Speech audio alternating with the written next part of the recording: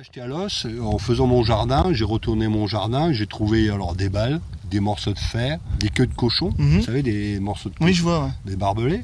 Alors forcément, moi ça m'a interpellé, j'ai dit je suis où là? Je me suis posé la question d'où ça vient, et puis en lisant des bouquins, j'ai vu que il y avait des grandes batailles ici, c'est comme ça que je suis... Après j'ai adhéré à l'association, et puis je me suis intéressé de plus en plus, et puis voilà, aujourd'hui j'en suis.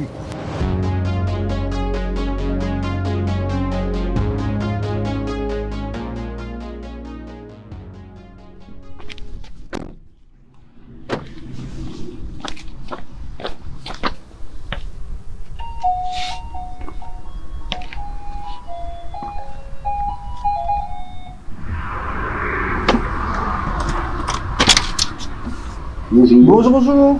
Vous êtes Damien. C'est bien ça, oui. Entrée, oui. Comment allez-vous? Ça va. Hop, par ici. Oui. Bonjour monsieur. Bonjour. Mon épouse. Enchanté, Damien. Alors ça, c'est la bataille. Il y a tellement d'histoires là-dessus que. Ouais.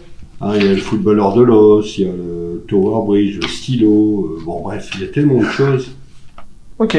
Bon, écoutez, allons-y alors. Ouais, très bien, ouais. Ça, je prends ça pour moi.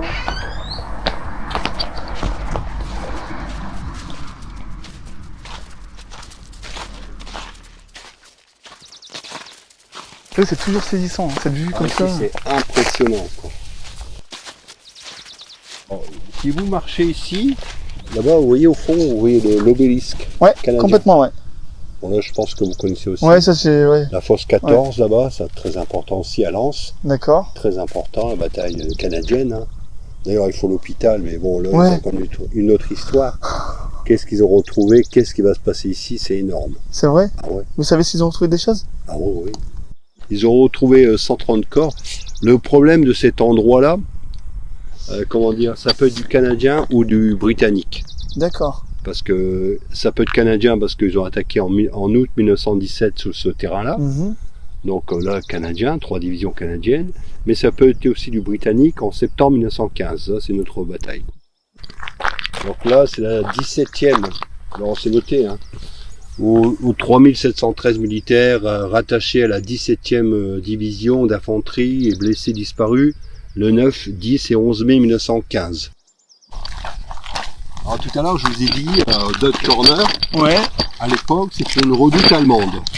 D'accord, une redoute allemande qui se situe route de Béthune entre Lens et Béthune. Oui, d'accord. Vous voyez, devant. Ouais. Donc c'était la redoute de Lens. Sur le côté, il y avait une autre redoute qui s'appelait la redoute de Los. Et vous savez pourquoi on appelait ça la redoute? C'est un point fort. Ah d'accord. Une redoute, je pense que c'est un mot qui... Un lieu un peu... anglais, britannique, c'est un mot qui doit dater même d'avant encore, avant les guerres précédentes, je pense. Ok. Une redoute, c'était un endroit fortifié. D'accord, ok. Donc les Allemands, ici, ils avaient des mitrailleuses. La redoute de Los, pareil, des mitrailleuses. Le double crassier que vous voyez aujourd'hui, classé UNESCO. Ouais. Attention, à l'époque, c'était pas comme ça. Hein. À l'époque, faut imaginer 2 terris parallèles d'une vingtaine de mètres de hauteur. Ouais. Là-bas, les Allemands avaient installé des mitrailleuses. Ici, il y avait des mitrailleuses. Et puis, le cimetière de Los en Goël a été aussi, renforcé. Parce que il faut pas oublier qu'on est en mai 1915. Et c'est une guerre de position, c'est-à-dire que les Allemands les tranchées, c'est une guerre de tranchées, c'est plus l'offensif. Alors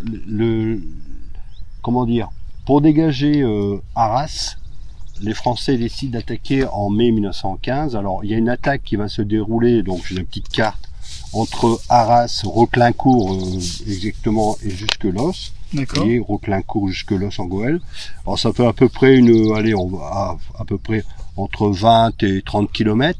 Des milliers de soldats français vont attaquer. L'objectif, c'est de reprendre Notre-Dame de Lorette, qu'on voit devant nous. Ouais, exactement.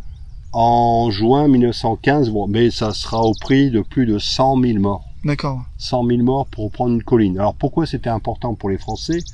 Tout simplement parce que si on domine les hauteurs, derrière la colline de Notre-Dame de Lorette, il y a Arras. Et Arras n'a jamais été pris par les Allemands. Et si les Français ne voulaient surtout pas perdre Arras. D'accord. Parce que si on perdait Arras, après, entre Arras et Paris, Ouais. c'est tout droit, hein, c'est plat. Hein. D'accord. Oui, C'est effectivement. après, non, mais c'est après, Ouais. c'était stratégique. À l'époque, les Français ne voulaient surtout pas. Et comme les Allemands ils s'étaient installés sur les hauteurs, comment les déloger? Ben, ils ont attaqué, mais alors l'attaque a eu lieu, comme je disais tout à l'heure, le 9, 10 et 11 mai. Alors qu'est-ce qui s'est passé ici? Bien sûr, c'est une attaque de diversion. Au-delà aussi, le même jour, bon, 2 jours avant, même le 9 mai 1915, un peu plus, disons, au nord, on va dire, Ouais. à Oberridge, les D'accord. Britanniques vont aussi attaquer le même jour.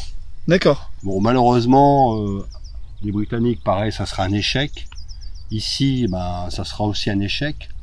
Un échec. Donc, les soldats français qui sont venus ici, donc les régiments, surtout le 114e régiment d'infanterie qu'il y avait, Ouais. le 90e régiment d'infanterie, et aussi, attendez, si je, de mémoire, il y avait aussi le 200, le 125e, le 90e et 281e régiment d'infanterie. Donc ça fait déjà quelques centaines de soldats français qui vont avancer, mais malheureusement c'est impossible. Pourquoi? Parce qu'il y a des tirs nourris, très nourris de mitrailleuses qui viennent du double crassier, D'accord. là-bas, des 2 redoutes ici, redoute de l'Os et redoute de Lens, et aussi de Tower Bridge, disons le puits de la fosse, le D'accord. fameux puits de la fosse 15. D'accord. Les Anglais ont appelé ça le Tower Bridge. D'accord. Et les Français, le Trocadéro. D'accord. Ça, c'est l'anecdote entre Ouais. les Anglais et les Français. Donc, les Français ont attaqué. Malheureusement, c'est un échec. Alors, dans le village de Los, bon, malheureusement, il y a l'abbé Campagne. L'abbé Campagne, c'était le curé de Los Angeles. Il relate cet épisode d'attaque. Donc, vraiment, il dit que les commandants, il y a quand même des Allemands qui sont tués. Il y a pas mal d'Allemands tués. Et aussi Émilienne Moreau. Ça, c'est notre histoire, la fameuse histoire d'Émilienne Moreau. Elle est là. Donc, à Los Angeles, il reste quoi? Des vieillards. Il reste aussi des jeunes filles et puis des femmes, quoi. Pas grand monde. 300 personnes, pas plus, à Los Angeles. Et ce petit monde essaye de survivre parce que sous le coupant allemand, parce que les Allemands tiennent Los Angeles comme une forteresse. Ça rigole pas, il y a des lois, vraiment c'est très très difficile. Et qu'est-ce qui est bizarre, c'est paradoxal, c'est le 114e régiment d'infanterie allemand qui combat contre le 114e régiment d'infanterie français. D'accord. Vous voyez, bon, ça c'est le hasard, totalement le hasard. Et cette attaque, heureusement, les ordres étaient de on attaque, on attaque, on attaque. Les Allemands, ils arrosaient ici de mitraille. C'est fou. Ils étaient couchés, quoi. Ils sortaient de la tranchée, ils étaient couchés. Ils pouvaient pas avancer, c'était impossible. Les soldats sont sortis, ils ont été laminés. Donc sur ce secteur ici, donc il y avait des centaines de cadavres français, allemands, tout mélangé. Et malheureusement, ces cadavres, ça c'est notre histoire, certains cadavres étaient, comme c'est le No Man's Land, ils sont restés là jusqu'en septembre 1915. D'accord. Voire au-delà. Donc c'est pour vous dire qu'on ne pouvait pas accéder, donc les corps étaient comme ça pendant 6 mois, comme ça. Donc ça j'ai pu le lire dans le livre de Monsieur Renaud. Alors là c'est une autre histoire. Monsieur Alexandre Renaud, qui est devenu plus tard maire de Sainte-Mère-l'Église le 6 juin 1944. Il était ici en décembre 1915 et lui il parlait d'un soldat qui vraiment, français et anglais, qui était vraiment dans ce secteur, ça puait, quoi. C'était l'horreur totale. On peut pas s'imaginer parce que le terrain est le même et on peut pas s'en rendre compte, quoi, parce que à l'époque il y a trop d'habitations. Ici vous voyez là-bas l'arbre solitaire, c'était le seul repère de les Anglais et les Allemands de l'attaque de 1915. D'accord. C'est notre attaque, parce que ici à Los Angeles il y a eu 3 attaques. Disons il y a eu celle de mai 1915, celle de septembre 1915 et celle d'août 1917. D'accord. Donc c'est pour ça que c'est assez particulier. Celle du 25 septembre, là c'est autre chose. Les Britanniques, ça va du double crassier, comme ils disent de Terry du 11-19, jusqu'au Chilémine. D'accord, ouais. Alors là c'est des milliers de soldats britanniques qui vont attaquer. Et pour la première fois au monde, ils vont utiliser une nouvelle arme, c'est le chlore, le gaz. D'accord. Malheureusement, ça sera aussi un échec. Ils vont être arrêtés là-bas sur la côte 70. D'accord. qui sera repris par les Canadiens en août 1917.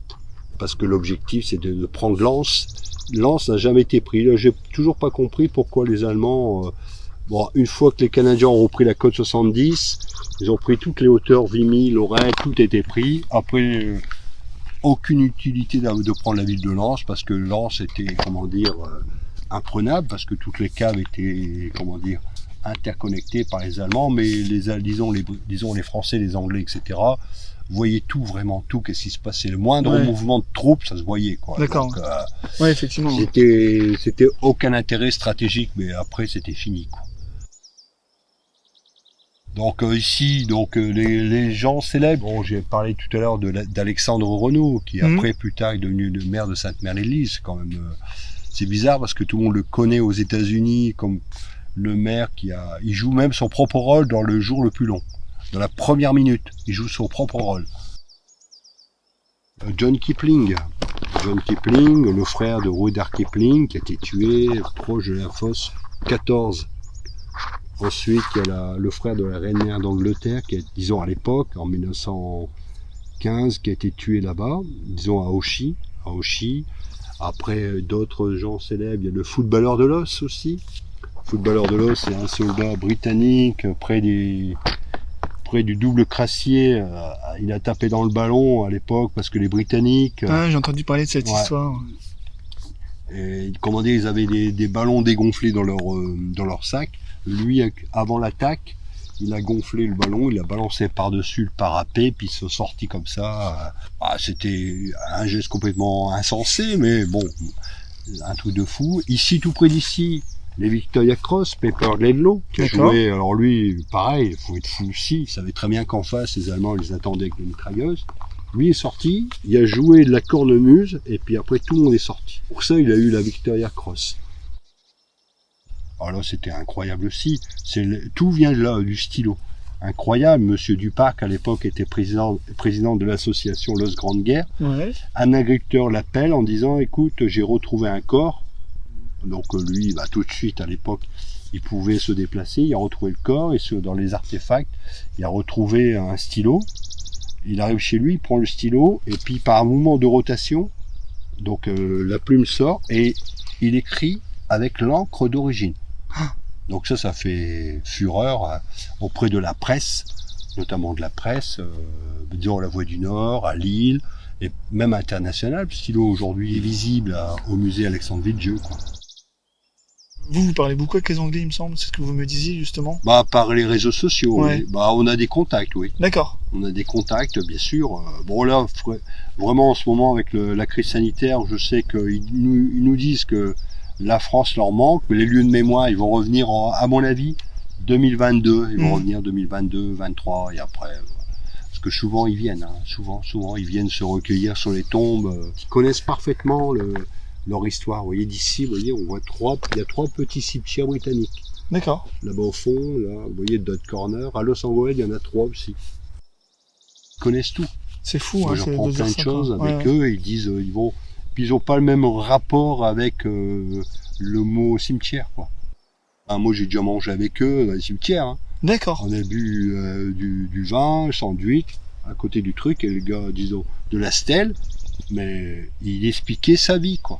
Avant d'être tué à l'os, il faisait ça. Je me souviendrai toujours, il y avait un groupe de policiers britanniques, c'était 50 quand même, un bus complet.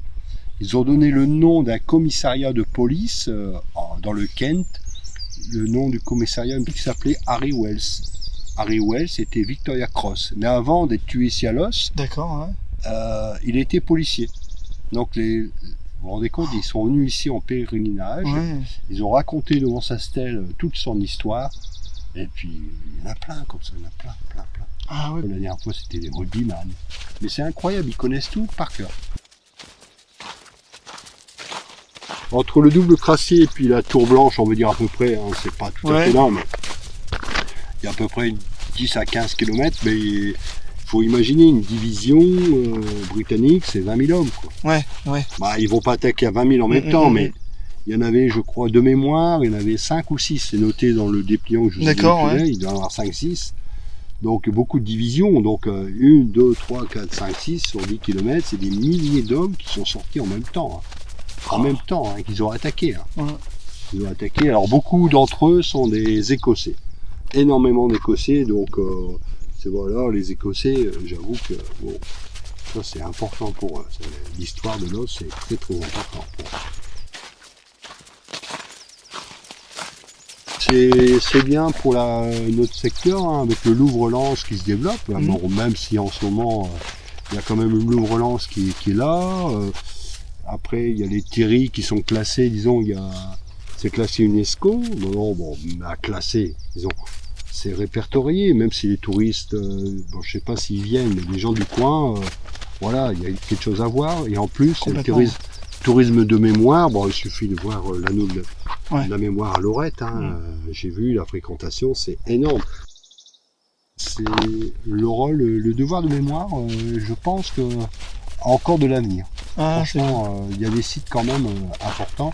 Et la chance que nous avons ici, c'est qu'on voit les choses. On voit le terrain, il est plat, tout ça. Et c'est pas comme ça ailleurs. En fait, on a le même point de vue que les soldats. Vous voyez l'arbre solitaire qui est là-bas, c'est un cerisier. Tout à l'heure, vous parliez du tourisme de mémoire. C'est une famille britannique qui l'a replanté en 1995. Parce que cet arbre existait. Bon, quelle grandeur, quelle hauteur il avait, j'en sais rien, j'avoue. Mais c'était le seul point de repère pour les Allemands comme pour les Britanniques pour régler les hauteurs d'artillerie, vous voyez. D'accord. Donc il a été, bien sûr, il a été coupé avec les obus qui tombaient sur cet arbre, des deux côtés d'ailleurs. Il y a un morceau de cet arbre, Lone Tree, ils appellent ça, qui est dans un musée à Londres.